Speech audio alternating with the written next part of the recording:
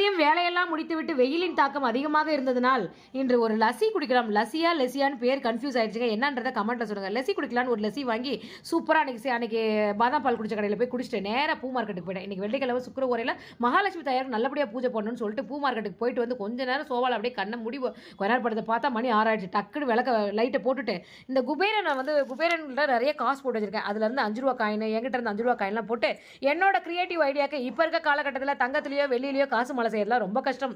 நம்மளால முடியாது. அது கடவுள் கொடுத்தா தான் நடக்கும். சரி ஓகே, என்னால் முடிஞ்சது 5 ரூபா காயின் 10 ரூபா காயின்லாம் வச்சு சூப்பராக ஒரு காசு மழை பண்ணிட்டேன். நல்லா இருக்கான்னு கமெண்ட்ல சொல்லுங்க. மணக்க வாங்கின மல்லிகை பூவை இன்னைக்கு மகாலட்சுமி தாயாருக்கு போட்டேன். ரொம்ப சந்தோஷமா இருந்தது.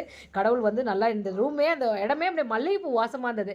நான் எல்லாம் முடிச்சுட்டு ரெடி ஆகிட்டு வரதுக்குள்ள கல்பனா விளக்கேற்றி சாம்பிராணிலாம் காட்டி அவங்க வளையல் பிசினஸுக்கு மட்டும் போய் நல்லா ஸ்பெசிஃபிக்காக காட்டுறாங்க. இந்த வளையல் நல்லா இருக்கான்னு சொல்லுங்க. இந்த மாதிரி வளையல்ஸ் வேணும்னா கீழே வந்து நம்பர் கொடுக்குறேன். ஆன்லைனில் உங்கள் ஆர்டர் பிளேஸ் பண்ணிக்கோங்க. ரொம்ப சூப்பராக இருக்குது இந்த வளையல். நானும் பூஜையெல்லாம் முடிச்சிட்டேன். நீங்கள் பூஜை பண்ணிக்கலாம்.